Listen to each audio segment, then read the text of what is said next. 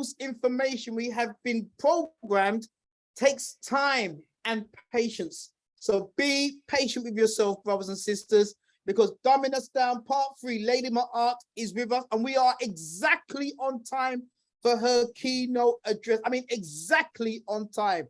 Lady Maat. Woo! Hey, Brother Andrew. Good evening again, family.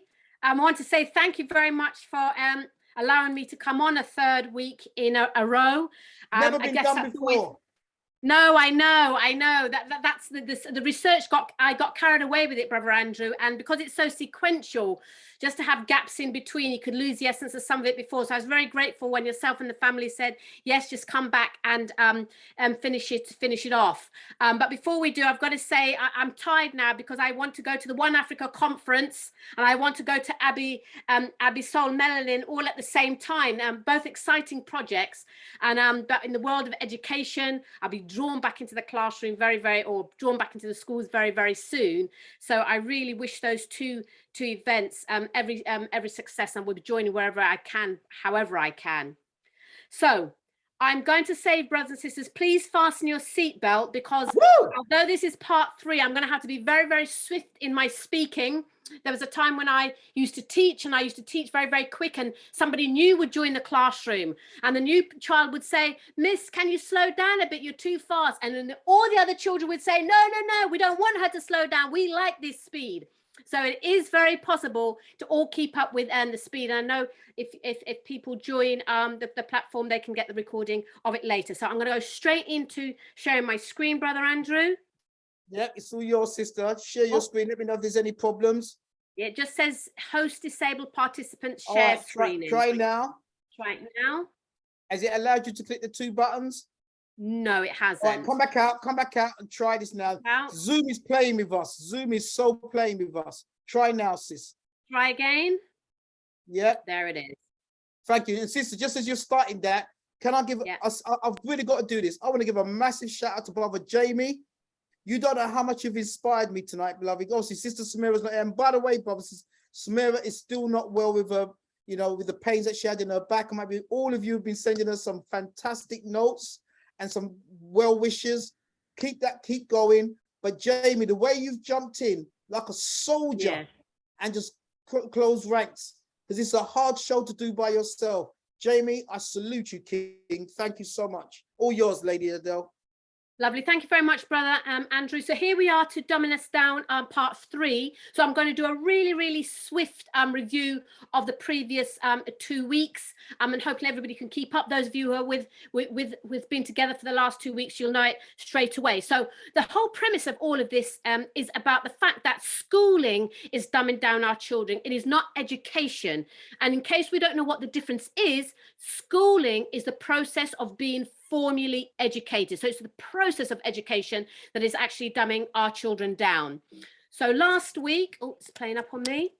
So some of the things that came up last week, we were looking at when our grandparents came over to this country, they were expecting a better life for their children, but there were only 3 key things that were in the mind of the government when they were calling our families over the Caribbean. Number 1 is about keeping wages down and profits high. So that meant our families were not getting paid what they should have been getting paid.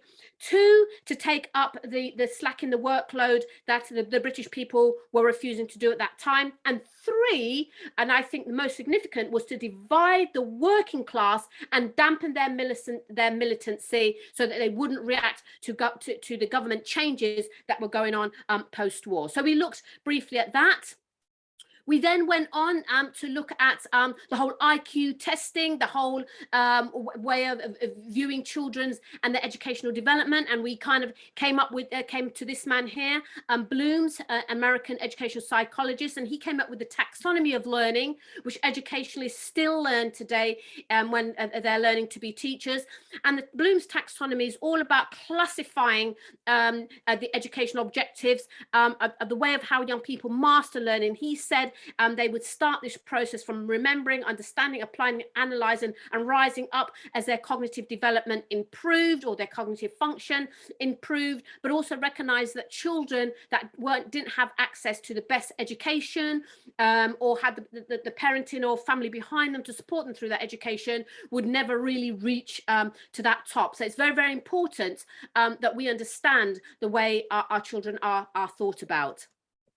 We then went to look at the impact of schooling and how we sentence our young people to a life of submission and servitude. And here are some of the ways that we have done that over the time. You can see the list here. So we teach indifference. We teach our young people indifference to the adult world. We offer no time for curiosity or concentration. We underdevelop our young people's sense of tomorrow and the future. We create barriers, or schooling creates barriers to linking history to the present or to the future. Schooling teaches cruelty, and for our young people to accept a cruelty. Schooling promotes a disgust for intimacy. Schooling encourages materialism, and significantly, schooling encourages our children not to challenge themselves. And so those are some of the ways that schooling has been dangerous for our young people. We went on to look at networking. Networking now is the new community. And we were looking at how networks are only concerned with a part of our children or a part of ourselves if we're on a network. They're not concerned about the whole of us. And what that does, it disjoints our young people as they break themselves up into these different people for the different platforms or the different networks that they're in. So they can never be their true selves. They're never seen as their true selves. They're only seen in these little sections. So moving on from there, today we're going to look at how how we are data mined. We're going to have a quick look at shock testing. We're going to go back to Greek philosophy being the great influencer on our society today, and what the future holds for our young people, and then what I call the 10 commandments of Black education. I'm not going to go into the philosophy of Black education. That's another set of series of sessions for a later date, but certainly what I call the 10 commandments that we can get up and run with straight away. So let us get started on data mining. We've all heard of data mining. And so some of the things I just want us to know if we're aware of it. So tweets. Tweets within America are now stored in the Library of Congress. And we may think that a tweet is just 140 characters, but actually it's also a gold mine of information, because tweets give out our IP address, they can give out our location within 3 meters, it has access to our account details, and it can get information about us through the back door. And we may not be aware of this, but the fact of the matter is we are collusive in this, and we're allowing, once we are doing tweets, we're giving information over about ourselves. But it doesn't stop there. So Microsoft has a platform called Cassandra, and Cassandra is a progress that takes information from Facebook and analyzes it. So if we're on Facebook, there's an analysis that Microsoft does in the background. Amazon, as we know, it keeps our search history, it keeps our purchasing history, which means Amazon will know our interests, our political views, about our health. It's all known to them because they're able to keep hold of, and they use that information. Those of us who have Alexa in the home, Alexa gets to know our patterns of use and then starts making decisions for us. Then we know that eBay, PayPal and Skype, as one big organization, they together have our bank details, our home address, our phone number. And then Google also has this platform called Picasa, and it's an image viewer for organizing and editing our digital photos. And you will notice that things come up on the screen, it does on mine, where it has this little small video of photographs taken from a certain time or with certain people in it, and they just come up randomly sometimes. But that is a part of what this program here, Picasso, does. We also know that Google put a petition in March 2012, and the petition, it said, is to advertising based on environmental conditions using temperature, humidity, light and air composition, because what it wanted to do was use the background noise and sight to profile us through our TV or visual screens. Google also has Google Conversions APA. It was another petition put in December 2012, where they wanted to merge what we search or buy online with what we buy in shops. Verizon is a patent for gesture recognition technology. It's how our TV will be able to spy on us. And what Verizon says in that position is it would operate in the same way Google targets Gmail users based on the content of their emails, scanning conversations of viewers that are within a detection zone near their TV, including telephone conversations. So this is the direction of technology today. Android phones I didn't know this, but they take screenshots of your phone without your knowledge and stores it in your phone's memory. But we've got to know that this is, whether we know it or not, it is with our permission, because we don't read the terms and agreements because they are so long. Yahoo actually says, as a part of their terms of use, when you register with Yahoo and come into our services, you are not anonymous. So this is what data mining is all about. And we sign our lives away because well, I'm not saying everybody, but I know I don't take time to read the pages of the contract. I just jump right down to the agree sign at the bottom. And I'm giving permission for all of these things to happen, for the right to store, archive, resell, know my location, and keep a permanent record. So data mining is a world that our young people are going into. The National Security Agency in America in 2012, they say, regarding what I've just spoken about, data mining, in the future, that human beings emit radio waves. The security services do not need to place a bug on us to track where we are and what we are talking about, what we are seeing, or even what we are thinking. All of this information is being leaked into the environment 24/7 by our own bodies through our emitting of radio waves. And all it takes is for organizations to have the right equipment to convert these signals into intelligence. And you can see the quote here. It says, "It's no bigger a task than listening to a telephone exchange leaking radio waves and reconstructing the data into voice or data transmissions." So our young people are facing all of these things here. Now, anyone who has heard my presentation on critical theory would have heard me talk about shock testing. Now, shock testing was a process that World War II planes were subjected to, and it involved assessing the impact of vibrational stress caused by a gun or missile being fired from the plane and how stable the plane will then be in the air. Now, critical theorists use this model then to study the behavior of the economy through how we respond by choosing a particular product, such as meat, petrol, a disease, employment, crime, to cause a sudden shock within the environment, to see how we as a people will respond, because that allows them to see how far we can be pushed before we actually snap and maybe riot and so on and so forth. Now, schools have subversive shock tests, and we did look at the hidden curriculum a couple of weeks back, but they have subversive shock tests that are unsuspected to our young people, that starts from the first day they enter school to the last day that they may leave education altogether. So things like COVID, the whole COVID vaccination pressure that are being put under our young people, the whole issue about gang and criminal exploitation, and yet society, government's not addressing the violence and promoting a continued violence and self-hate within the community. Just as we know, I think Brother Andrew mentioned a few weeks back, as the Charing Cross police said, to kill Black children was their phrase.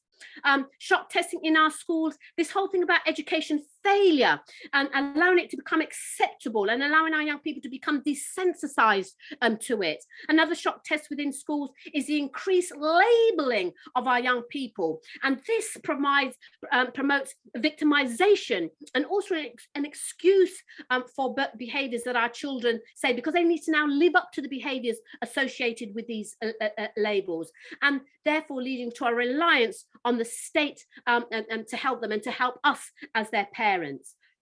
Now, through top testing, just generally, it has been found that there's a direct relationship between the psychological outlook and the response of us and how we respond. For example, they found that there's a direct relationship between the price of petrol and the probability that a person would experience a headache, feel a need to watch a violent film, smoke, or drink. So they found these direct relationship just on the shock test of changing the price in petrol overnight and suddenly. And the question is, can this now be extended to young people?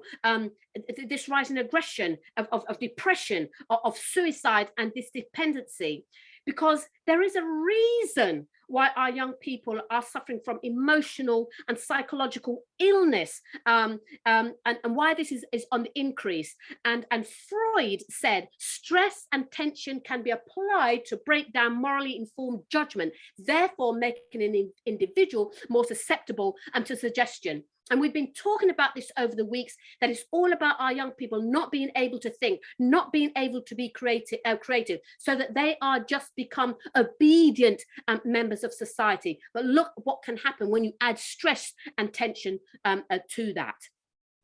So there are small microaggressions fed into our schools that even the teachers are not aware of in many cases. And John Taylor Gatto in his writings talk about these microaggressions. One microaggression he calls adjustive or adaptive function. And what that is all about is it's getting the young people to be established into fixed habits of reacting, of the way they react to authority. That's the microaggression there. So young people are all reacting in the same way. Another microaggression is integrative function. And that is about making children, young people, as alike as possible so that they are conforming, because this leads to and allows for predictability, which is easier to manage.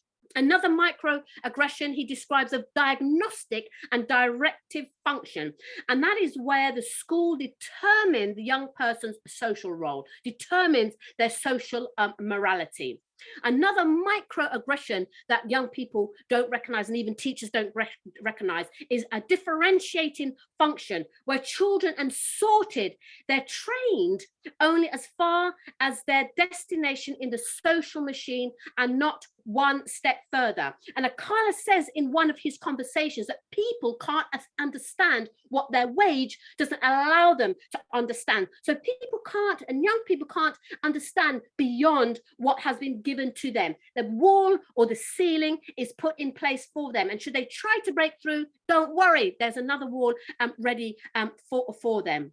Another form of microaggression hidden within the schools is called selective functioning. And selective functioning is described as schools are meant to tag the unfit with poor grades, learning difficulties and punishments. They're meant to tag them clearly enough that their elite peers will accept them as inferior and effectively bar them from the social ladder. So when we're talking about social mobility or immobility, we can see that the elites already see themselves above and are looking down at others as below, because that's a part of how they are trained.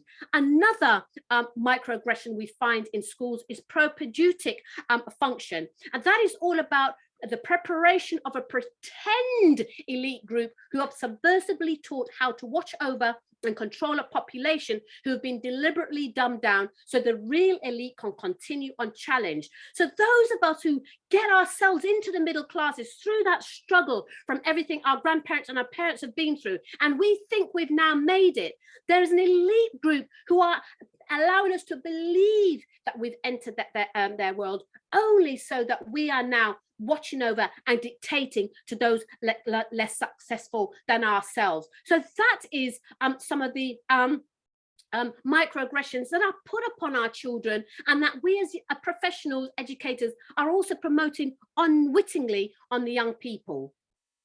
See, as I said earlier, institutional school is unreformable because it is already an unqualified success. brilliantly and perfectly designed to do what it was designed to do. And that's about centralized mass control and mass production. And because we know once systems like this are in place, that it's impossible to grow out under this total management. And this is why we as a people have to be mindful of this and mindful of how we are preparing our children, because our children can and will break out of it as long as we are going out on the front line first. Now, family, remember that as much as we want our children to do well academically, we must be careful that we don't allow just exam results to be the determinant of their worth. I remember talking to a young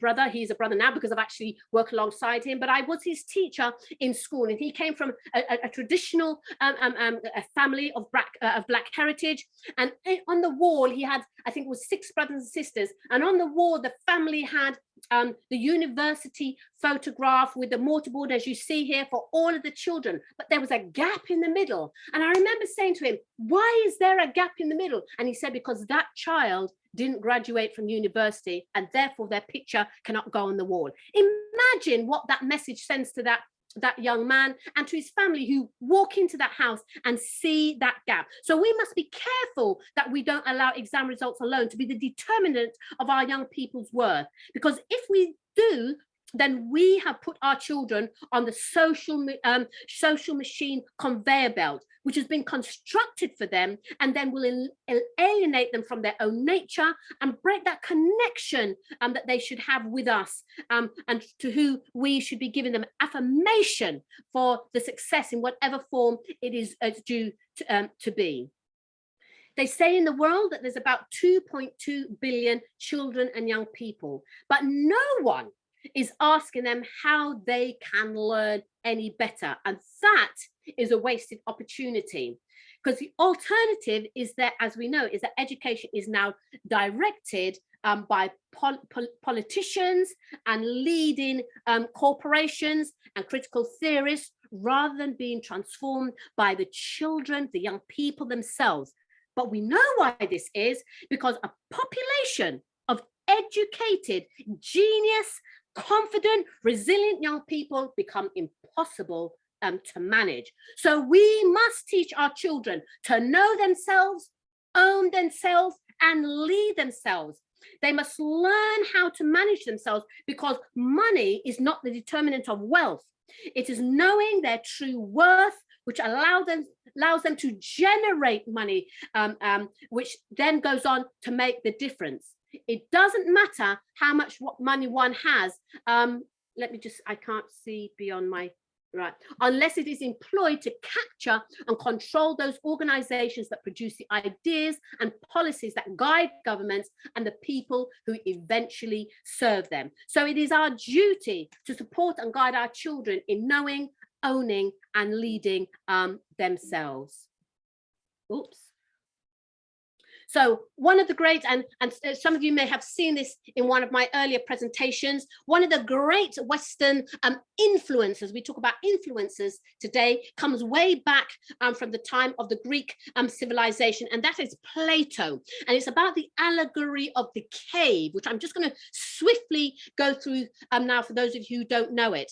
But Plato talks about a cave where people have been in prison since childhood, not from birth. And that's a critical bit from this whole allegory here.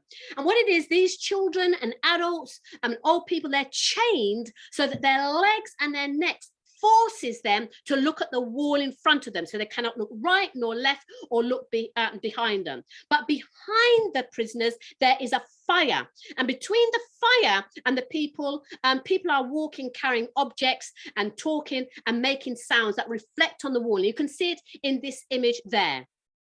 Prisoners see the shadows and the sounds, and they interpret them as reality because they know no difference.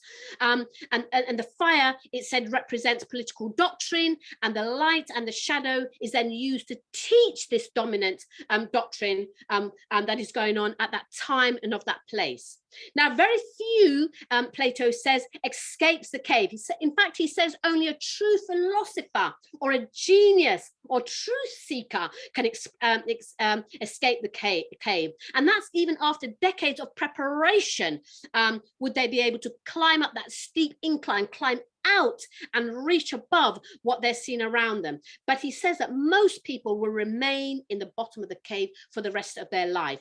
And Plato goes on to say that, that anybody who gets free of the cave, when they look around and see the fire and the light and the shadow, you'd hurt their eyes so much so that they wouldn't accept it as truth, and they would turn back and look at the shadow. And he said even those who get out of the cave and see the truth outside, even if they came back to help others escape, that others wouldn't or wouldn't want to come out. So that allegory is so truthful of where we are today. It's almost as if he engineered that society should be in this place. And we need to remember that our children are currently trapped in a Plato's cave, because schooling is all about keeping our young people there. So I don't know if anybody's read this book here, but I read it just recently, Huxley's Brave New World. And our young people are definitely living in a brave new world. They are the first generation of young people not to know a time without mobile phones, not to know a time without computers. And they're going to have to survive this brave new world, but we don't want them to survive. We want our young people to live within it. And Aldous Huxley, who wrote this classic back in 1931-1932, he captures at that time the journey of the world today as if he were creating it rather than just having fiction about it. And the circles that Aldous Huxley moves in, and we're going to come back to him, it says it's all about preparing our young people for the world they find themselves in today, and to ensuring that continues to be engineered. And now elite children will know this book inside out, because it will create and define the world that they will grow up in and that they will continue to lead. So this is a quick summary of Brave New World by Aldous Huxley, and why I think this book and this train track are similar.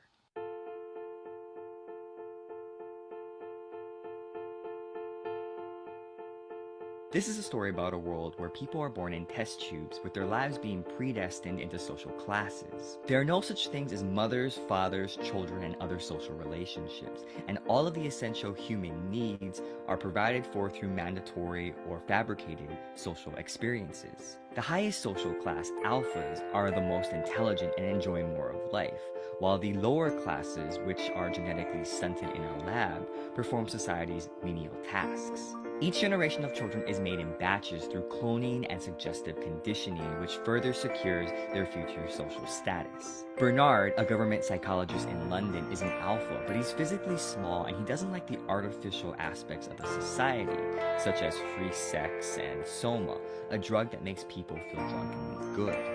As a psychologist, Bernard is sent to New Mexico to study a savage reservation, a place where the old society still exists. He brings along Lady Nina, a beautiful and young woman, and the two of them enter the reservation. There, Bernard discovers Linda, a woman who grew up in London but was abandoned in the reservation several years earlier. It is also discovered that Linda has a son named John. This is problematic because the father is Bernard's boss, the director of hatcheries and conditioning, and procreation through natural means is something that Bernard's society doesn't recognize. Despite that, Bernard decides to bring Linda and John back to London. Bernard, who is normally quiet, becomes outgoing as his fame for bringing back John, the savage, grows. However, after John fails to show up at a social gathering, Bernard's social status returns to that of an outcast. After the death of his mother, John realizes that something is wrong with the society. He draws the attention of the controller, the regional leader of Western Europe, and John and the controller talk. The controller explains how and why things are the way they are, that the coexistence of truth and happiness is a balancing act, and they have chosen a life of extreme happiness with very little truth. Bernard is sent to an island with other free-thinking people like himself, and John decides to move out into the countryside to be on his own. In the end, John hangs himself out of shame after being made a spectacle. As always, a lot can be said about this story, but what draws my interest and attention is the idea of predisposing individuals for a certain path before they're even born, like placing them on a train track. In the story, we learn that the batches of the lower level individuals learn early what is comfortable to them, so when they grow up and have to do menial tasks, they aren't upset since they've been conditioned to think that what they're doing is good. In other words, a social ceiling has been created for them. And what's interesting is that the same thing could be happening today. For example, if an individual is brought up in a high-class social network, that individual is placed on a track to continue to be in that high social network. Likewise, an individual who is brought up in a poor social network is predisposed to continue to be in that social network. Of course, these tracks aren't binding, and there's always the possibility for varied deviations, but for the most part, environment heavily influences who someone becomes and the choices they will make. What's exciting to see are individuals who change their social circumstances through their talents or luck and assimilate themselves in different social networks. In essence, they're changing the direction of their tracks and ending up a new destination. So you can see, family, there. I really encourage you to read that book. I found it a difficult start. I had to start it several times, but I'm sure you can see so many similarities to the way the world and to the way science and the way conditioning is going. And we need to be ahead of the game now. Too often we've been behind. We're now in a generation where we're keeping in line with it, but there's still so much above us. And so at the end of this story, we find that John, when he's thrown up in the bathroom and he's sick, and when the kind of leader of that group says, what is making you sick? He says, I ate civilization. It poisoned me. I was defiled, and now because he's thrown up, I am purified. And it is John who was brought back from the outcast or the savages, where truth and honesty it was. And when he came back, this was his response to how he saw civilization. And you can see he went on later in life to commit suicide out of shame, but yet he was from the real world, although it was defined as a savage world at that time.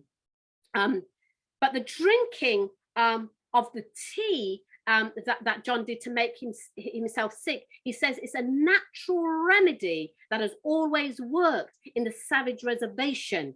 The old ways are more civilized and freer than the new ways. And sometimes we need to look at our history and look back our culture, and we will see that although we're in modern times, there are things we did and ways we acted and things we said that are much more civilized and relevant to us today. So in a lecture in 1961, Aldous Huxley, who you can see there, the writer of the book, he described a police state as the final revolution, a dictatorship without tears where people will love their servitude. He sees no reason why this dictatorship should be overthrown. And you can see here, because he says that servitude produces a painless concentration camp for entire societies, so that people will, in fact, have their liberties taken away, but will be distracted from any desire to rebel by propaganda or brainwashes. So he sees the future, and we're in it today. And this was written 50 years ago, and it's coming into fruition today. And this is the world our young people are growing up, are being born in. And it was prepared decades ago without anyone having had that experience of that time, because we're here today. And we as the adults and the elders will have to be careful and thoughtful how we bring our young people into the realization of this new world and the world that they're in, and how they must be in order to form a realistic way of challenging it and to be successful within it. And if we as the adults and the parents get that wrong, we will only be but colluding with the rise in aggression and depression and become enabling to our young people. So our purpose as the elders now is very, very important also.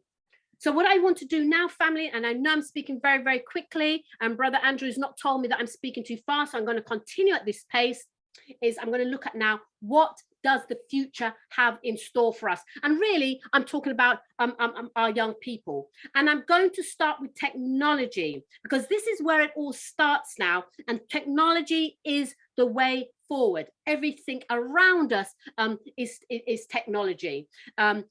Technology can be used for good and it can be used for bad. But there's a lot of technology that we're not even aware of yet. It was quoted that technology offers strength, strength enables dominance, and dominance paves the way for abuse. So we're going to be looking at seeing, is technology doing that today in ways that we're not even mindful of? The same quote goes on to say, it also risks giving some men absolute power over others, regardless of the cost to human life.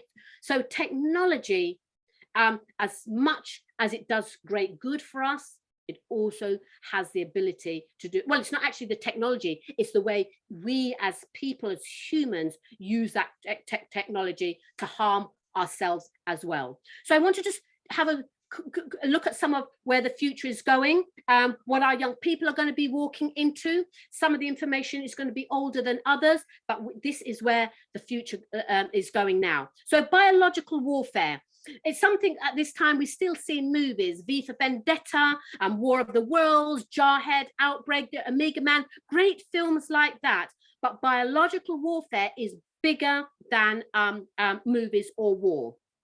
I was researching about a laboratory in California called BioRad, and what they do, they make one of the most hazardous biological and nuclear chemical compounds on the planet. And with the chosen genetic material to make it, it can wipe out segments of humanity. It can even be engineered to be to be race specific. Nanobots, we've all heard of nanobots. They're like tiny robots, smaller than blood cells, that have specific function. And this, they are so small that you can inhale them. They can enter the body through the skin, through food, through drink, and they can circulate through the body and even cross the blood-brain barrier. And some of these nano robots are designed to kill certain ethnicities by inducing organ failure. And Dr. John Alexander, who was advisor to the American operations in BioRads in 2013, says you can program nanobots specifically so that they attack only people with specific characteristics. Now, I find that very scary at a time when the recognition is that the planet is being overpopulated. So moving on with that, I want to look at another part of human development and technology that our young people are finding themselves in, and that's trans or post-humanism. And post-humanism is the dream. It's high science, it's high technology, it's high neural science and high philosophy. So this is now the new world of excitement for those specific areas. It seeks to use radical advances in technology to augment the human body, the human mind, and ultimately the entire human experience.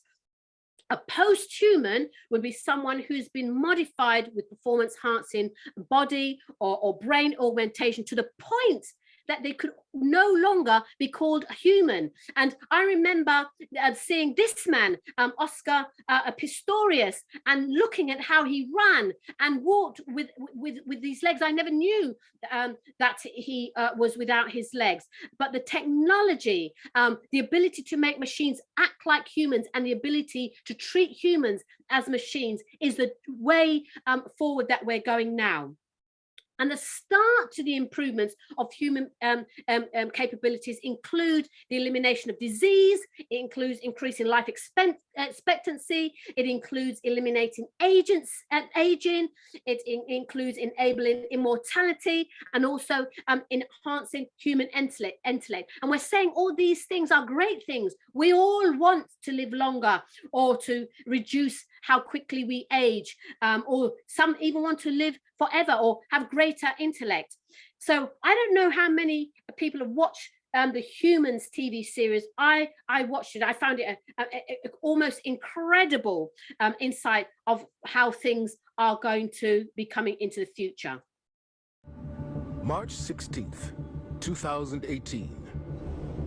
The U.S. government's Defense Advanced Research Projects Agency, commonly known as DARPA, announces a bold initiative to develop what they call next-generation non-surgical neurotechnology. It is designed to allow the human brain to directly interface with machines. We know that DARPA is exploring human-machine interfaces that include direct connections between the brain and outside systems. That's been from the beginning of DARPA's information technology mission, and it continues to this day. DARPA has created some of the most influential technologies of all time, things that we use and take for granted every day, including the project that became the internet. They've created self-driving cars, stealth technology, GPS that fits in your pocket. That's DARPA's specialty, to imagine the future and create it. A new technology that is actually very much on the verge of being a reality that is being fielded is we could have a sensor maybe on the surface of our head, or maybe implanted somewhere in our body, in our brain, or something that allows us to interact directly with our communications gear, our processing gear, our weapon systems, and so on. But now imagine we take that technology and we can control robots at a distance with it.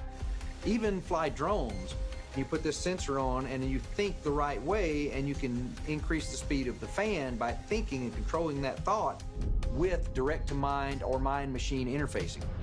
With that type of capability, you could control all sorts of buttons and mechanisms in equipment. Mind-machine interfaces will have many applications in both civilian and military life. But there are those who believe that this same technology could also be used by DARPA as a new form of mind control. Like their counterparts at the CIA, DARPA-funded researchers have spent decades investigating how the human mind can be altered. In 1965, DARPA launched Project Pandora, which studied the possibility of using microwave radiation to control human behavior. The project reportedly ended in 1969, but DARPA's investigation of how machines can affect and possibly control the brain continues to this day. There are explicit programs of DARPA to read and write to human brains, whether it's through direct implants within the brain or wearing some kind of cap. So these things are being worked on, and we know that. So what's the next step? Maybe the next step is we can send instructions and information to an actual person from a distance with this kind of technology to let another person control their actions. But that could be something that could be malicious. If there's some way to do it from a distance, a much greater distance than something that you can wear on your scalp, that would be the ultimate technological achievement that would fall into this realm of mind control and direct human-machine interface that DARPA may well want to keep secret. In the near future, DARPA may possess the technology to remotely control the human mind. But as concerning as that may be, according to some scientists, a more permanent kind of mind control technology is looming. And it involves modifying the human brain by altering the human body's DNA.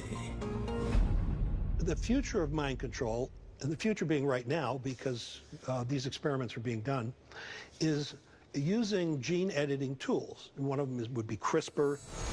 The way it works is take the CRISPR, which are these short alternating repeats of DNA. You put that together with an enzyme called Cas. And so you take the CRISPR that you want to use, and you put these pieces together that can be injected and insert this DNA to certain areas of the brain so that we can change brain cells and turn you into something you wouldn't otherwise be. So in this way, gene editing technologies like CRISPR really form a definite basis for future mind control. These are things that DARPA has investigated. Every technology has the potential for good or evil, and who defines what's good and what's evil, and who uses it for what purpose.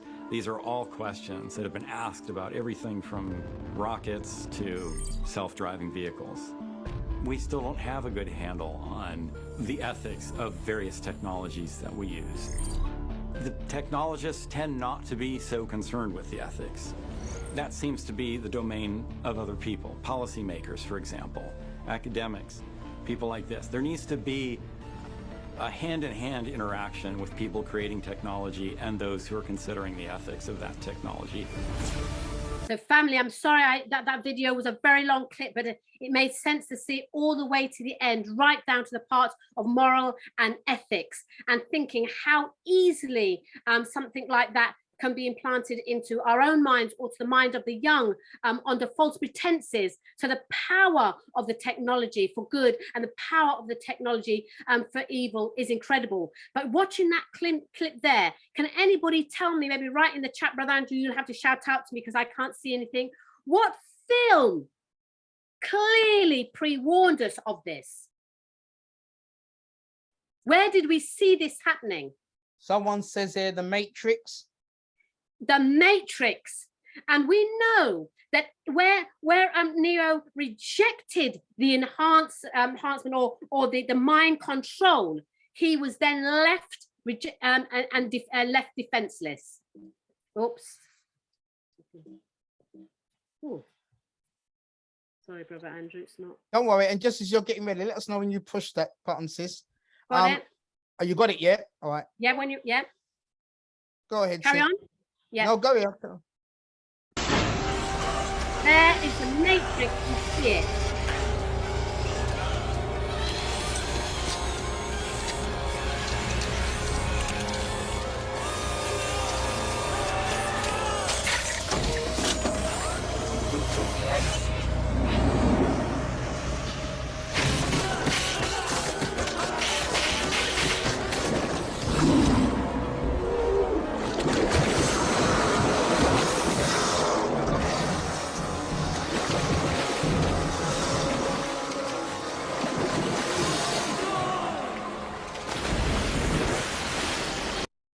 So we see the Matrix was showing us that what was hidden behind closed doors, and it's quite interesting because we think, how does this work? This use of technology to increase life at the same time when the elite are saying it's a time to reduce the world population. And my question is, are we increasing life as a part of experimentation?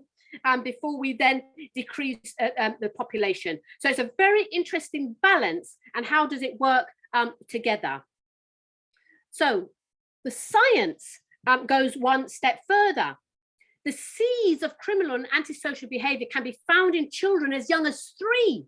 More researchers believe that violent tendencies have a biological basis and that tests and brain imaging can pick them up in children. Now, I want us to think what this means for our Black children in a current generation where our young Black males are demonstrating antisocial behavior, being demonized, are involved with risk behaviors, and not given the opportunity to be successful in school. So there, when we're picking up children as young as 3, it starts from our children now, and how they're viewed and how they're seen. And it's those behaviors that are then put upon the younger children. The quote goes on to say, by predicting which children have the potential to be trouble, treatments could be introduced to keep them on the straight and narrow.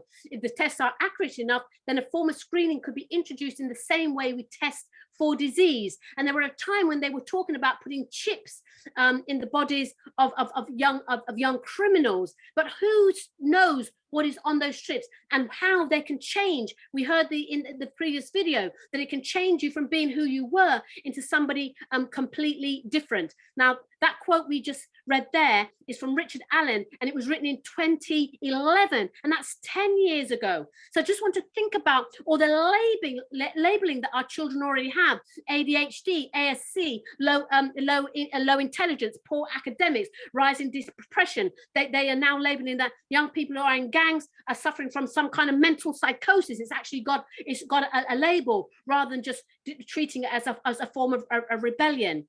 And we're seeing the impact of this on exam results, on death of our young people by not getting into those high position and jobs. We looked at that in the very first week. The rising stock of search, our low economics situation, and the poor social status we still find ourselves in.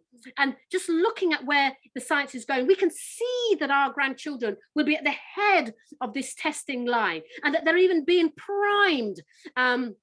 And while we're being primed not to object against it, from the age of 3, young children who could be lively or who could just be quiet and be reflective it could be decided that a form of antisocial behavior is what they're really demonstrating, and technology can be used to treat them for that. It's a very worrying times that our young people are in.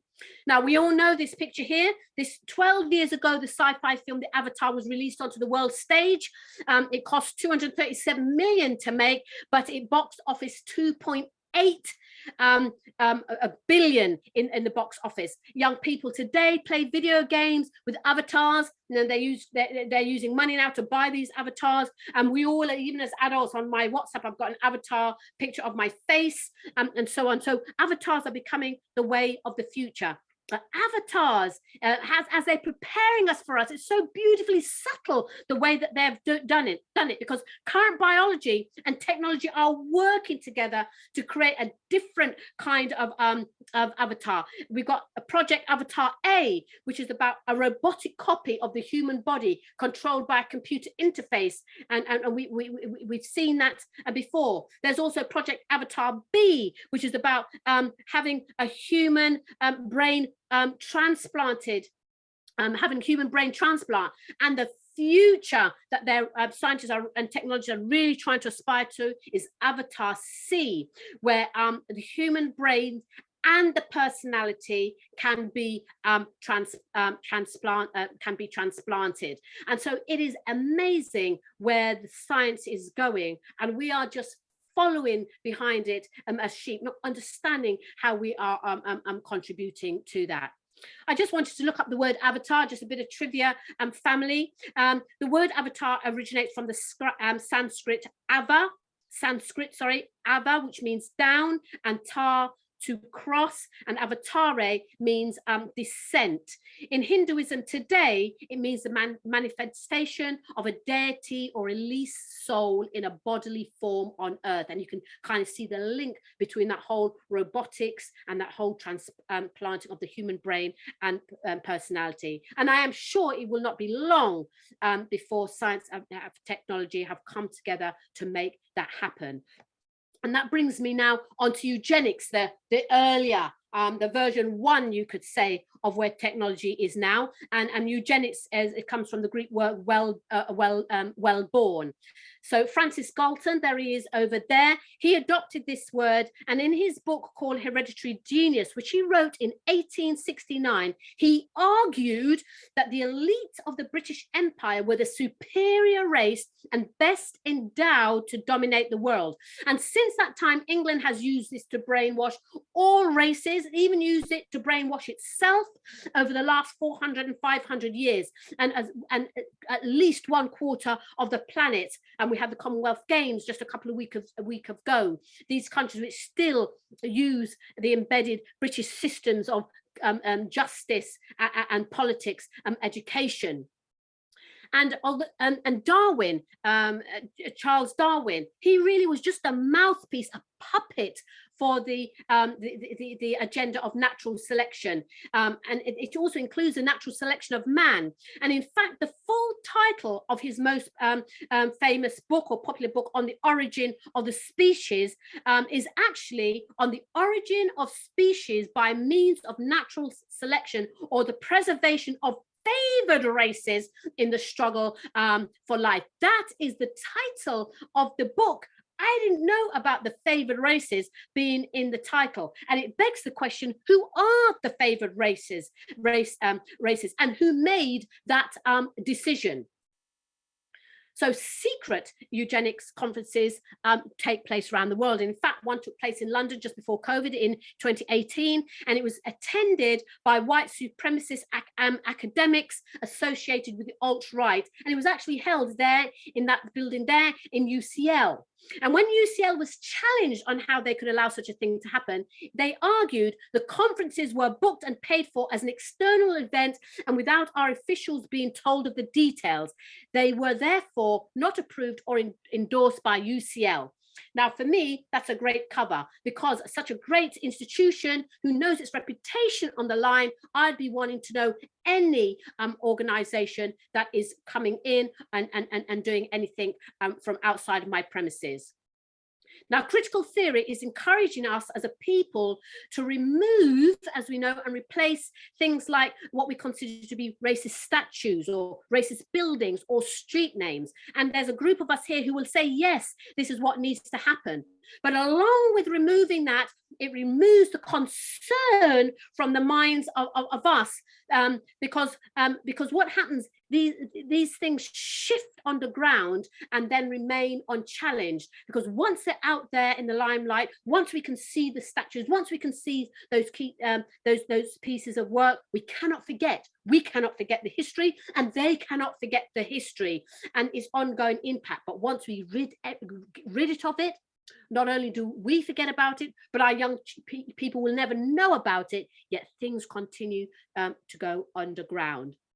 Today, the work of the British Eugenics Society is making plans that are so deep we can't sense them, let alone see them. And here is Aldous Huxley again. That would have been back in the 30s. The Negro mind is as different from the white mind as the Negro is from the white body. And it doesn't stop there. Work linking a person's genetic code to their intelligence, income, and educational attainment has been produced by researchers across UK universities. That's very that's very up to date. Here, these studies have been cited in reports in Mankind Quarterly, I never even heard of that, to support arguments that Muslim immigrants have lower IQs than white Western Europeans. That was in the Prospect report in 2020. And when we do see them, when we do see what is going on around us, it will remind us constantly of how we are thought of and what is being prepared for us in the future. The Eugenics Education Society, that was founded in Britain in 1907 by H.G. Wells and Aldous Huxley, the author of Brave New World, they were then at that time concerned about overpopulation and its threat to society. And they campaigned in England at that time for sterilisation and marriage restrictions in England. And they organised the first International Eugenics Conference in 1912.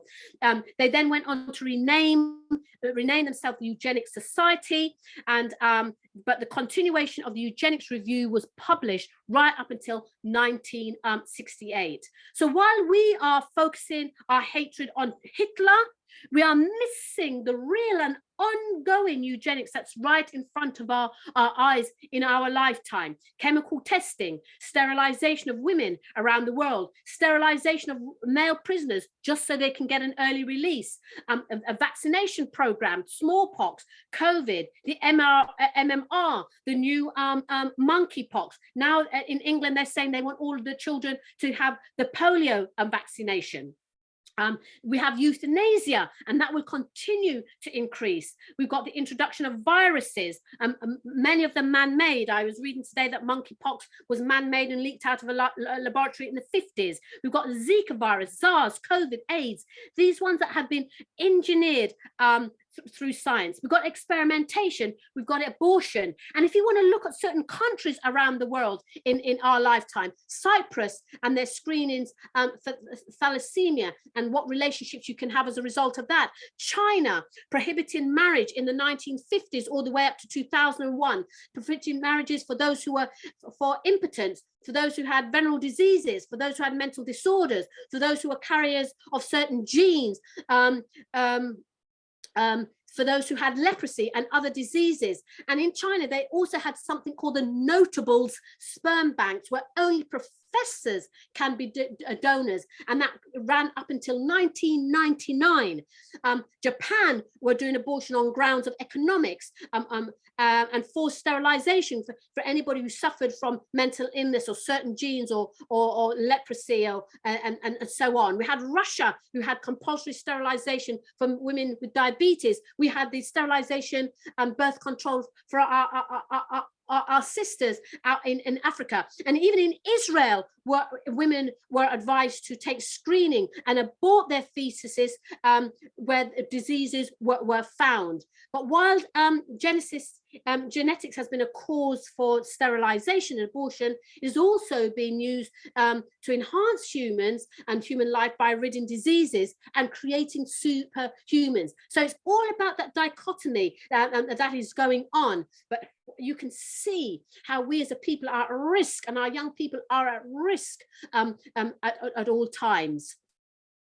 I want us to remember about the virtual world that we're entering, this virtual reality. As humans, it started with our daydreams, then with plays, and then into books and radios, TV, film, social media, and now we have the headsets, the content of which can take us into different reality. And once we're watching these and we're entering these realities, we are steadily being brainwashed. We choose what we watch, we can choose what world we want to enter, where we can make our dreams come true from the selection that is given to us. It won't be long before we can have the brain ability to create the dreams we want. But the danger of virtual reality is that it allows us to create or enter an artificial world where we are free to do whatever we like without consequence or accountability. If we want to kill, we kill. If we want sexual perversions, we have sexual perversions. If we want to worship the devil and do witchcraft, we can worship the devil and do witchcraft.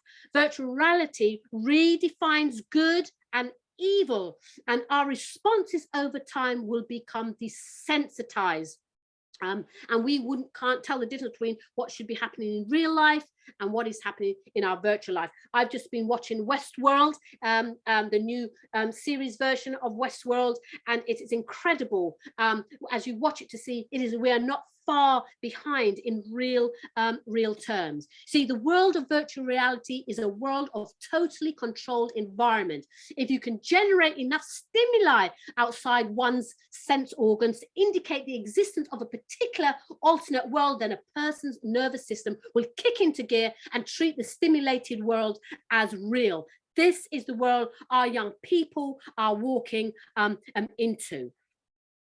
So moving swiftly on. So MK Ultra, which was a code name for illegal human experimentation project designed and undertaken by the CIA in 1953 to 1973. So that's when I was a child, it was coming to the close there. And its purpose was about using drugs, particularly the drug LSD, in interrogations to weaken individual and to force confession.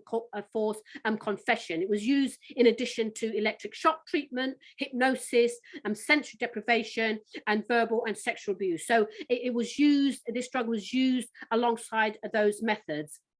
And it was preceded, however, by 2 other drug-related projects, Project Bluebird and Project Artichoke, which was used on witting citizens, on citizens without knowing it, in America and in Canada. And this was college students, hospital patients, prisoners, and through the pharmaceutical companies. And in 1973, when it was being leaked that these projects were going on, the director ordered all the documents to be destroyed. Now, isn't that interesting? So that why would you want to destroy all these documents if you were using your science or you were using this drug for good? But what it was a continuation of experiments that were conducted under Hitler and was being conducted under Japan about subduing and controlling the mind. Because you see, these were used in a time of war.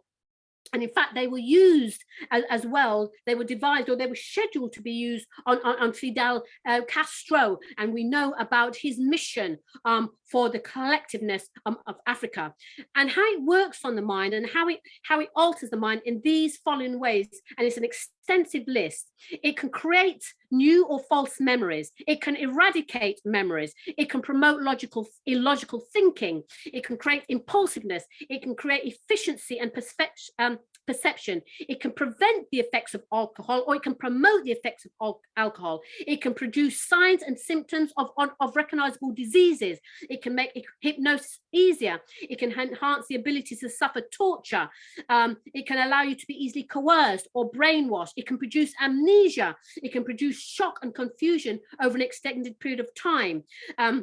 It can produce physical disability, such as paralysis, anemia. It can produce euphoria. It can alter personality. It can create mental confusion. It can lead to low self-esteem, weaken or distort eyesight. It can weaken or distort hearing without a permanent effect. It can be used to knock you out in food or drink, or in cigarettes or alcoholic spray. This is the science behind the CIA and the MK Ultra in 1973. Now, it may have come to an end there, but please, family, don't believe that work has stopped.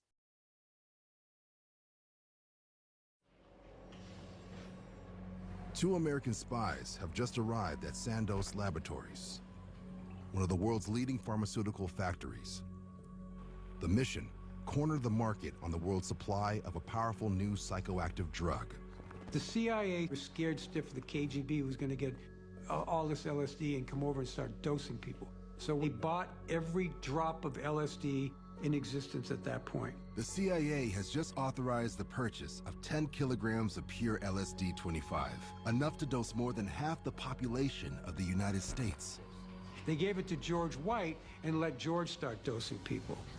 George Hunter White, a larger-than-life undercover federal narcotics agent. Unbeknownst to his supervisors, White also works for the CIA. His job: to conduct experiments for an operation called Midnight Climax. George had a CIA safe house stocked with booze. George would sit behind this one-way mirror, drinking martinis, sitting on a portable toilet. If he had to take a leak, he didn't want to get up and leave. White pays prostitutes to lure their clients to the agency's safe house. Hookers who would bring these suckers back to the apartment and dose them with pure LSD-25. This is where I have my effect, in the mind. This is lysergic acid diethylamide, better known as acid. The powerful drug was first synthesized in 1938 in Switzerland. With a dose of mere micrograms, the mind becomes confused. Perception is distorted. Personal identity is called into question. The results can be euphoric bliss or deadly panic. White takes meticulous notes and files his reports to his CIA handlers. So that was how LSD was introduced to this country. Operation Midnight Climax is part of a larger top-secret CIA program called MK Ultra. The goal: learn how to control and even reprogram people's minds. The CIA believes LSD might hold the key. Over the next 10 years, the agency doses a cross-section of the American public. Everyone from unwitting housewives, to soldiers, to even criminals like gangster Whitey Bulger is tested.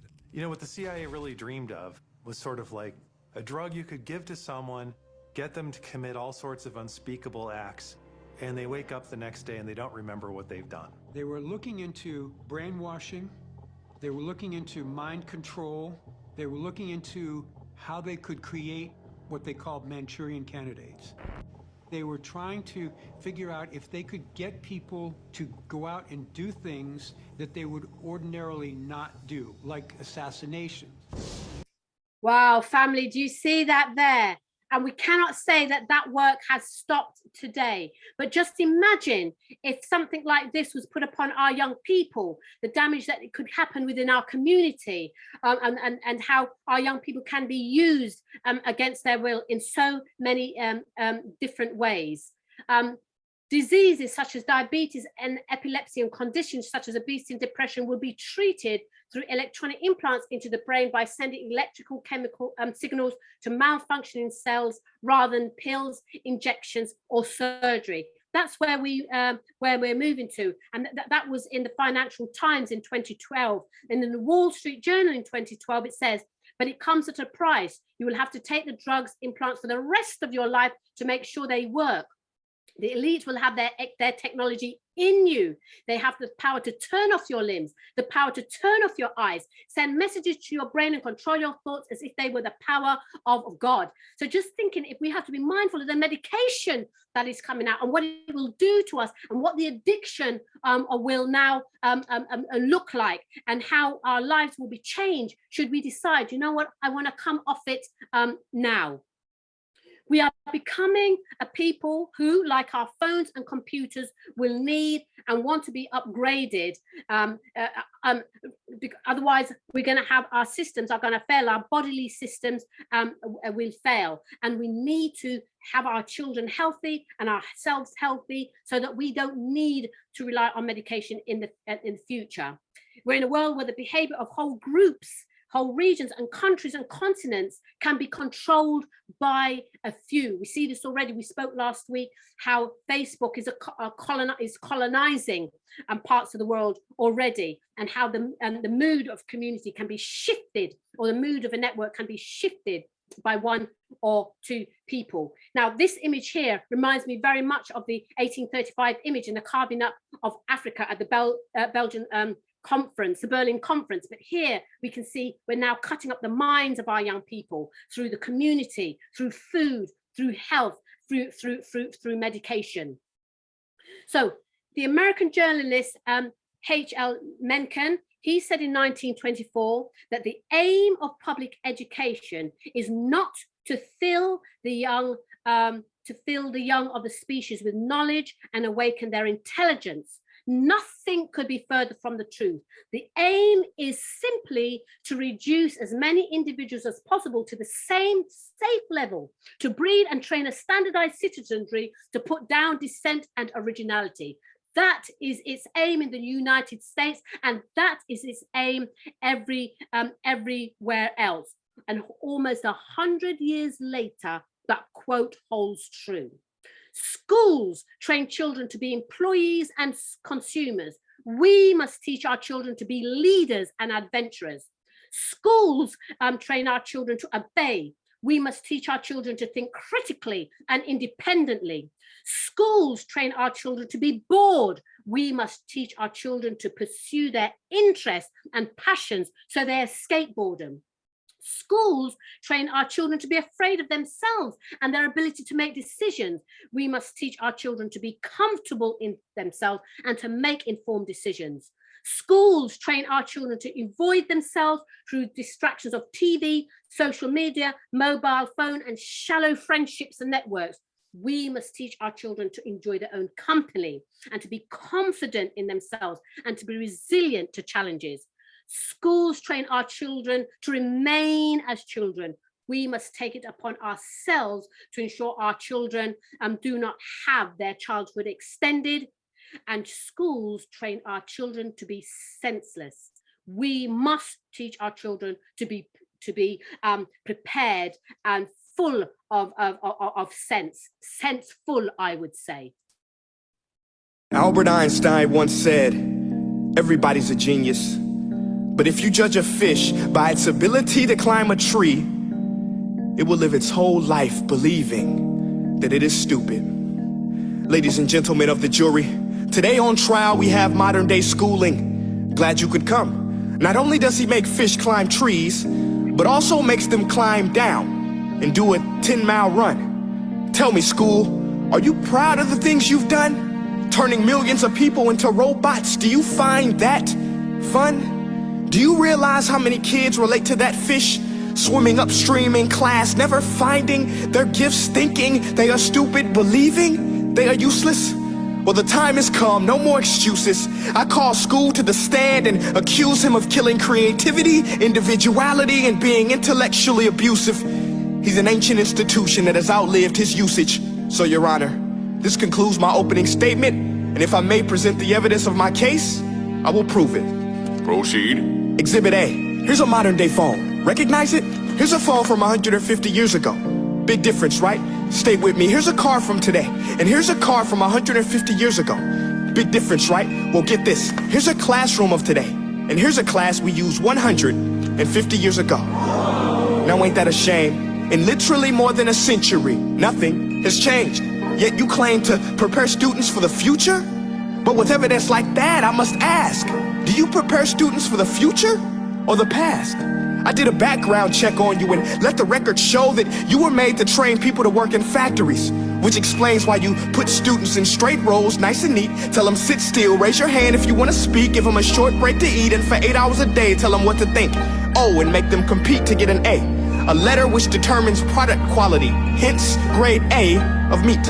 I get it. Back then, times were different. We all have a past. I myself am no Gandhi. But today, we don't need to make robots zombies. The world has progressed. And now we need people who think creatively, innovatively, critically, independently, with the ability to connect. See, every scientist will tell you that no two brains are the same. And every parent with 2 or more children will confirm that claim. So please explain why you treat students like cookie cutter frames or snapback hats, giving them this one-size-fits-all crap. Watch your language. Sorry, Your Honor, but if a doctor prescribed the exact same medicine to all of his patients, the results will be tragic. So many people would get sick, yet when it comes to school, this is exactly what happens, this educational malpractice, where one teacher stands in front of 20 kids, each one having different strengths, different needs, different gifts, different dreams, and you teach the same thing the same way? That's horrific. Ladies and gentlemen, the defendant should not be acquitted. This may be one of the worst criminal offenses ever to be committed. And let's mention the way you treat your employees. Objection. Overruled. I want to hear this. It's a shame. I mean, teachers have the most important job on the planet, yet they're underpaid? No wonder so many students are short-changed. Let's be honest, teachers should earn just as much as doctors, because a doctor can do heart surgery and save the life of a kid, but a great teacher can reach the heart of that kid and allow him to truly live. See, teachers are heroes that often get blamed, but they're not the problem. They work in a system without many options or rights. Curriculums are created by policymakers, most of which have never taught a day in their life. Just obsessed with standardized tests. They think bubbling in a multiple choice question will determine success. That's outlandish. In fact, these tests are too cruel to be used and should be abandoned, but don't take my word for it. Take Frederick J. Kelly, the man who invented standardized testing, who said, and I quote, "These tests are too cruel to be used and should be abandoned." Ladies and gentlemen of the jury, if we continue down this road, the results will be lethal. I don't have much faith in school, but I do have faith in people. And if we can customize healthcare, cars, and Facebook pages, then it is our duty to do the same for education, to upgrade it, change it, do away with school spirit, because that's useless. Unless we're working to bring the spirit out of each and every student, that should be our task. No more Common Core. Instead, let's reach the core of every heart in every class. Sure, math is important, but no more than art or dance. Let's give every gift an equal chance. I know this sounds like a dream, but countries like Finland are doing impressive things. They have shorter school days, teachers make a decent wage, homework is non-existent, and they focus on collaboration instead of competition. But here's the kicker, boys and girls. Their educational system outperforms every other country in the world. Other places like Singapore are succeeding rapidly. Schools like Montessori, programs like Khan Academy, there is no single solution. But let's get moving. Because while students may be 20% of our population, they are 100% of our future. So let's attend to their dreams, and there's no telling what we can achieve. This is a world in which I believe, a world where fish are no longer forced to climb trees. I'll rest my case. So there, family, I think that sums it up beautifully there. And Pasi Solberg, who's a leading Finnish educator of our time, he said, oops, it's gone again. Shut the front door. Bloody hell. Says, sorry, Brother Andrew, I hope our schools everywhere work in a way that encourages each individual to find their passions, the flame within, and through that are able to change their lives and world, because without this, there will be no change. That's what he said. And we can see that schools today are not guiding children to find their passions. And if it did, we would have a different world of excellence, and there'd be no stress. And this means we need to take the responsibility rather than going and kicking and screaming at the doors of the schools who can't change, because, as I said, they're beautifully designed as they're meant to be. So what I wanted to, I've lost, where is it gone? I had a beautiful picture. It's coming up. So I thought it was coming up now. So West Side Young Leaders Academy, East Side Young Leaders Academy, Lila, Manhood Academy, they may only operate for half a day in a week, but their impact is life-lasting, not life-changing alone, but life-lasting. That's their impact. And this, and just that half a day a week will lead to that change that Solberg is hoping for.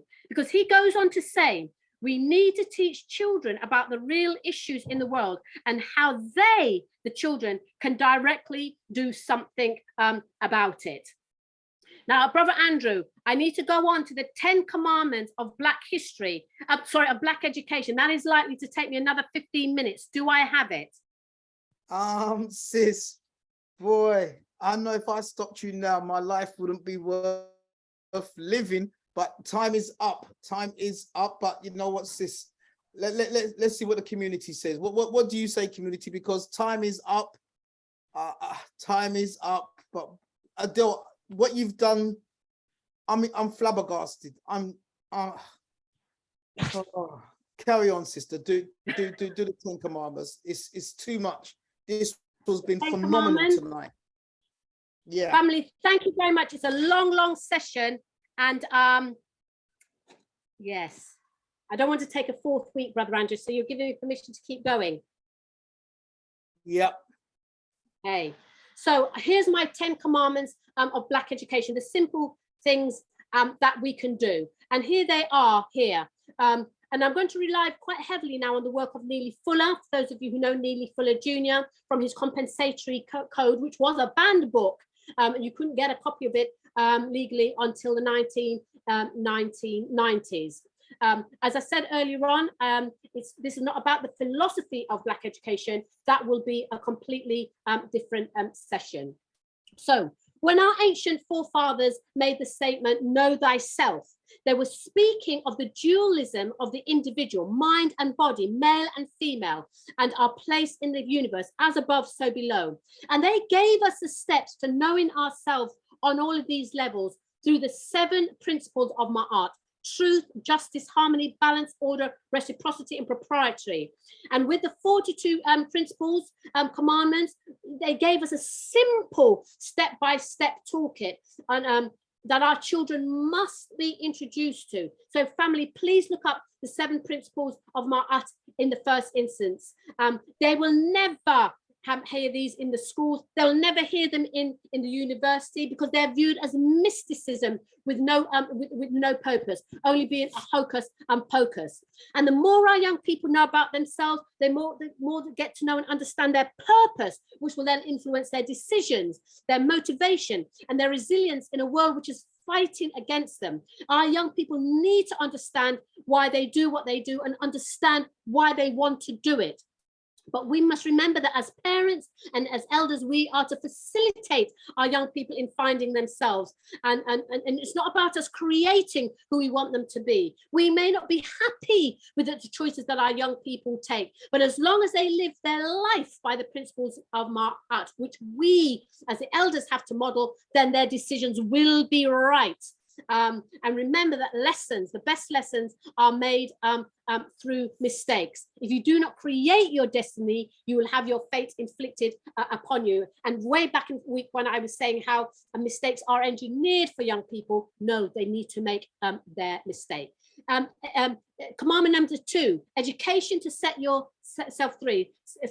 So I think I made it clear that educational needs to be need as a black people that we need in a white supremacist world is not going to come from schools, or it's not going to come from universities, but there are things that we can do with the education we get to make it meaningful and useful to our destiny and our re-empowerment. So the way we are treated by the European matters, because they took the time to learn about us and to be interested in who we are, but now we need to turn that and be interested and know who they are, so that we can now manipulate the agenda to meet our agenda. And unlike Europeans, we have no great desire to know everything, because we just seem to be happy with others dominating the universe and all that is in it. But Neely Fuller Jr. says we must not be content just to survive in this world. We now must be ready to make that difference. And this is the image I thought I put in earlier. We need, knowledge is neutral. So by this, I mean, we need to learn something about everything. Trivia broadens the mind and allows us to enter any conversation with an opener, a response, or with questions.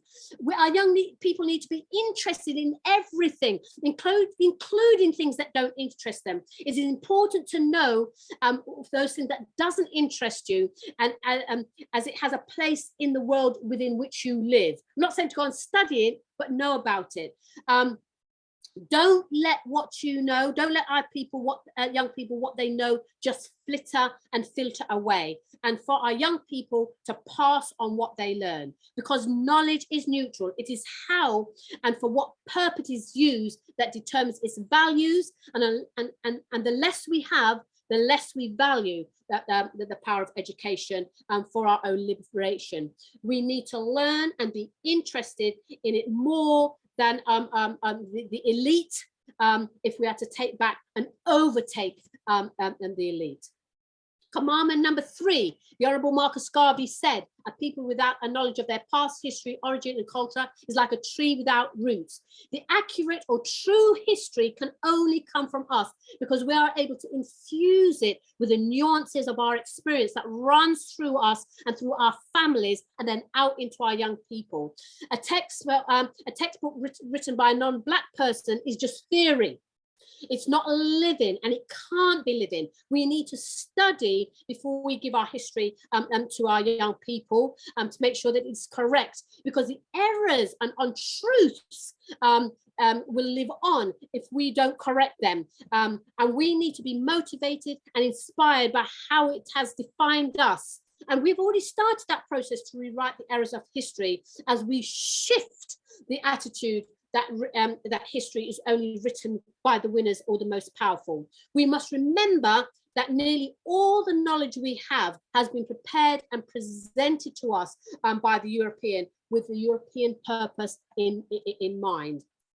We must learn our history within a global context and not in isolation. And this is how we see how our history fits in, influences, and is influenced by other cultures and ideologies. We need to study all histories of all people to fully understand what we have brought to the world, not just a little catch-up corner in October where we do a little bit of Black history.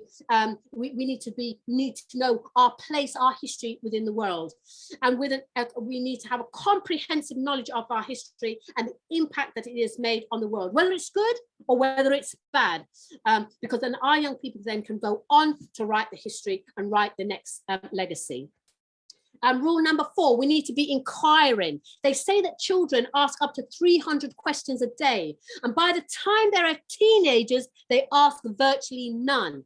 And it is that inquisitiveness that allows primary children to sincerely believe they can and will become doctors and spacemen and pirates.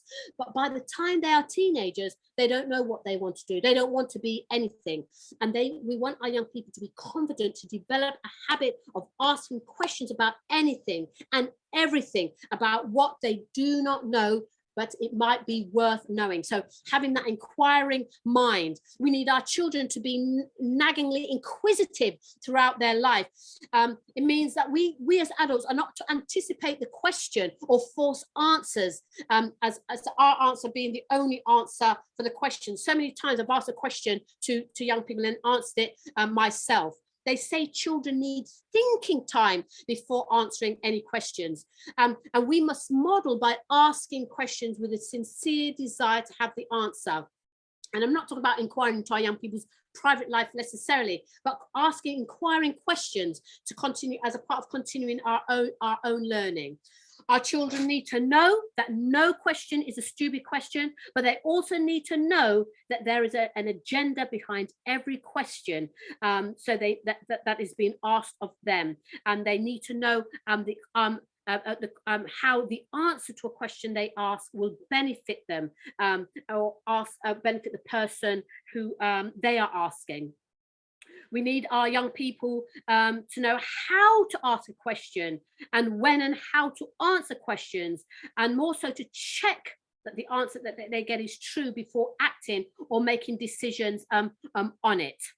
We need our young people to, commandment number 5, to improve the memory, because as our young people improve our memory, and I'm not talking about memory just to learn facts and figures, but it's about reflecting, using our memory to reflect on what we've learned at school, or moving about or what we see as we move about in our daily lives, and to be reflective so we can process and store the information in our minds, or store the information in their minds more safely.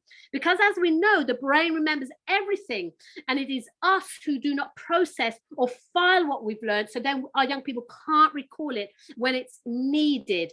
So that's important. So when the time we should be able to call on our memory of what we've learned, we are able to do so. And the ability to call on our memory can save us, just as a lack of using our memory can destroy us.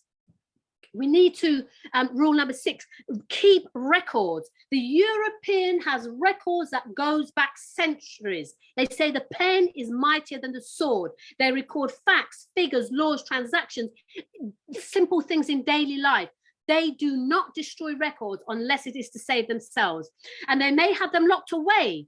And we often hear of information requests, or of certain times when historical records are being released, when it will have the best outcome for them. But we cannot challenge their records if we don't have records of our own. So one of the best ways of doing this is to keep a diary, keeping a journal, because the beauty of a journal is it reveals patterns over time. It allows our young people to plan ahead. It captures their ideas, their creation, their future. And so a diary is very important. We're not here to mark time, but to make progress, to achieve results, and to leave a record of excellence. Rule number 7 is to remember that words are power. Words are powerful, whether they're written or spoken. They can heal or harm. They can give truth or lies. They can change our lives. They can free us or enslave us. This means it's important that our young people learn to plan words before they release them into the world. And the use of words is important. If we are giving a speech to our friends and we give this, we use one set of words, and if we give our speech to a different set of people, we change the way we use our language significantly for our audience. And we know TED Talks have mastered the art of speaking and got it down to a science of 18 minutes. And we should be encouraging our young people to watch some TED Talks on subjects that interest them. And not only will they learn something new, they'll also learn how to make their voice heard. And they must be confident to speak or to write to different audiences, to be versatile, to master language. So often young people in schools, they can chat and run their mouth, as we say, but when you ask them to talk about something, they struggle and they can't do it. So realize now the power that your words command if you simply choose them wisely. I'm not going to play all of this clip, but I will play a little bit of it shortly. We need to teach our young people to be sure of the current and past definition of words, words that have double meanings, words with philosophical ideology, why words from other cultures have entered ours, and to understand the etymology, the roots of words. They need to learn how to plan words to give the maximum information with a minimum of confusion and a minimum of words. Neely Fuller says, it is better to say nothing than to say something that leads to misunderstanding. Our words should be carefully chosen. Today, we live in a world of slang and text speech, and these are now being accepted slowly into the world of exam papers. But please do not allow our young people to take this too far, only using it as a quote of speech, but not in their general use, because it defines them as being stupid and as not a threat. So text speech is used specifically for text only, nowhere else. And whenever a young person is delivering a written or a spoken presentation, we as adults need to be sure to listen and to question our children about it. Get our children to be mindful of their physical presentation, their eye contact, how they present their voice. And I'm just going to play a very, very short clip because I know we're only on Commandment 7, but this is just a sample of what I mean. Let me tell you something. God tapped me on my shoulder and he told me he was giving me a gift. He said, I'm giving you this gift. But let me tell you, this is not an easy, you get it, you sit down and all of that. This is you work, you put in work, you fight, you're dedicated to do this job, right? He told me that this job won't be easy because I have to fight for what I want. Because what you want won't fight for you. This is hard work and dedication. Let me tell you, if you want an education.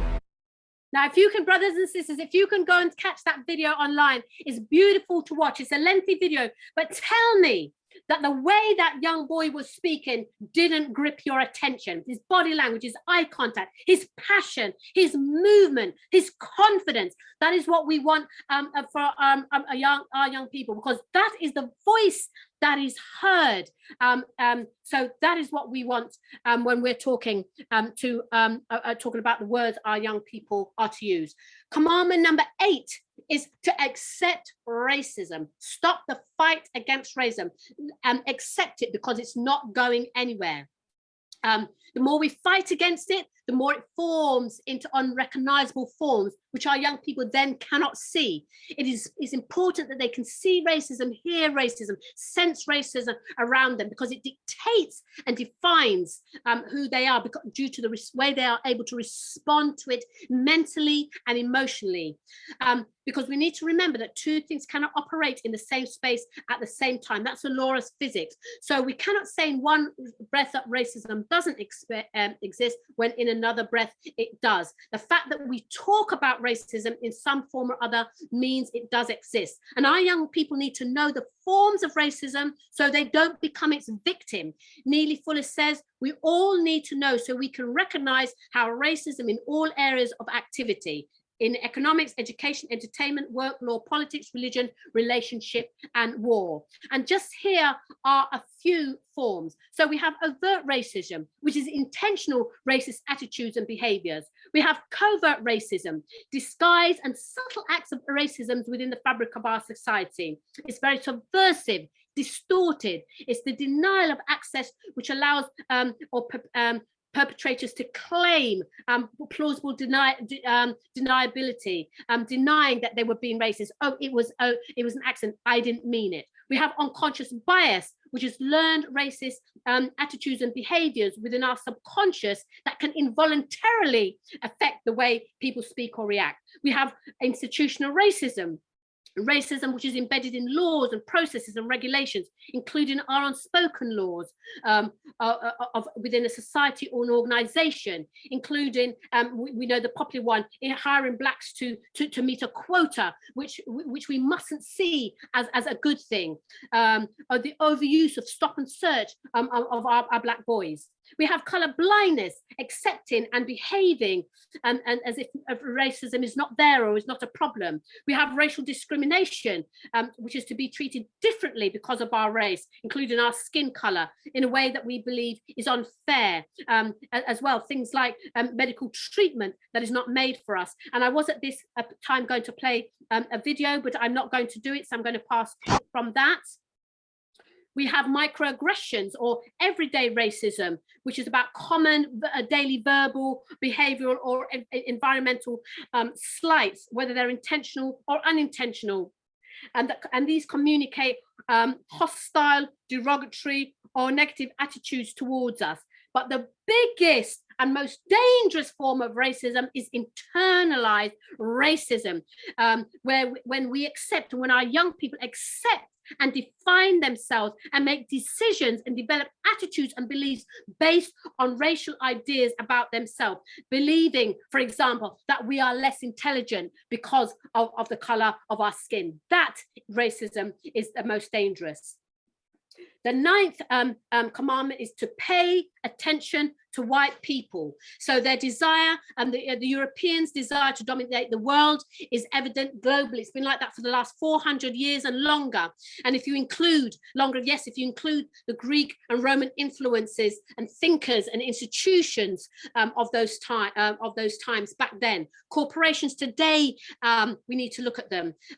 They have no intention just to survive, and we are not, and they have the intention to live and dominate. So we need to be mindful of that. Tuesday will mark 55 years since two of America's most influential intellectuals faced off in a debate in England at Cambridge University's debating society, the Cambridge Union. It was a debate about race, one that still fascinates and resonates today and is the subject of a new book. NewsHour Weekend Zachary Green has our story. The trouble in America where the Negro community is concerned is a very complicated one. It comes as a great shock to discover that the country, which is your birthplace and to which you owe your life and your identity, has not in its whole system of reality evolved any place for you. On the evening of February 18th, 1965, two cultural giants, James Baldwin and William F. Buckley Jr., squared off in person for the first time. More than 50 years later, the debate still resonates. Political science professor Nicholas Bucola of Linfield College in Oregon was so taken with the skirmish that he wrote a book about it. The Fire is Upon Us. It just seemed to me just such a dramatic moment and such an important one. Just sort of these two movements that did so much to define 20th century political history. To have these two figures clashing was just irresistible. Though Baldwin and Buckley were about the same age, their lives could not have begun more differently. Baldwin grew up in poverty in Harlem and went from waiting tables in New York's Greenwich. So sorry, family, due to time, I'm not going to play the rest of that, but if you can get to watch that video, it shows the difference between those two men and the speeches that they made and how derogatory the white American was versus the work of James Baldwin. So please try to see that.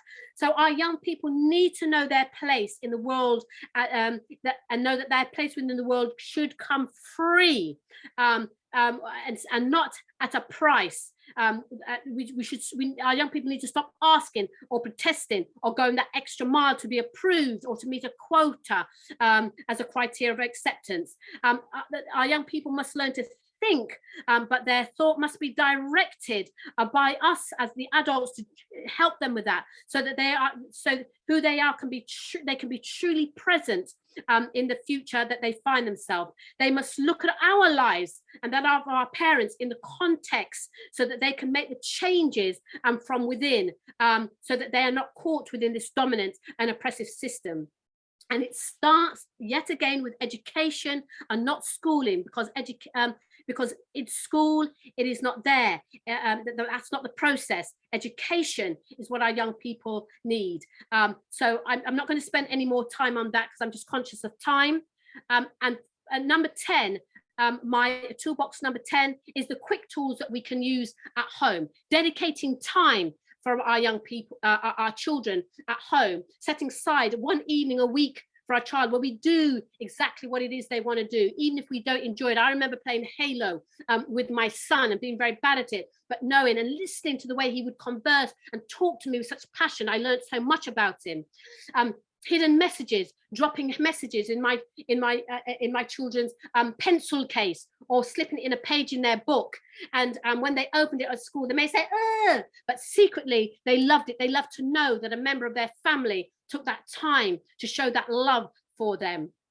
Have family affirmation, that prayer that you say together as a family, or a common prayer or affirmation that is said, that we know is said as we leave the home, having that the combined family presence. Keeping your word. We say we're going to do something with our children because they received, they've achieved something, they do something wrong, unrelated, then we say, we're not going to do that now. Keep your word, because too often in life, in the school place, they're made a promise and it's taken from them. If I say I'm going to do it, I'm going to do it. You've let me down over here in this other respect, but you know what? I'm going to keep my word over here. Having family rituals.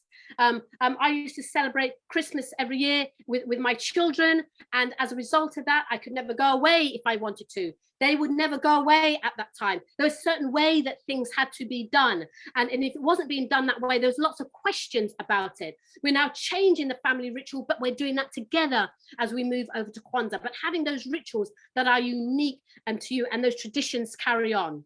Love unconditionally, and I say love when our children deserve it the least, because they are an extension of us, regardless of whether they're doing right or wrong. And it's their behavior that is that we're into question, not them themselves. Persist with resilience, never giving up. And when those words come to the tip of our tongue, where we want to say, I'm just giving up, I've got no more time, just swallow those words, because it will come back in the future. You never gave up.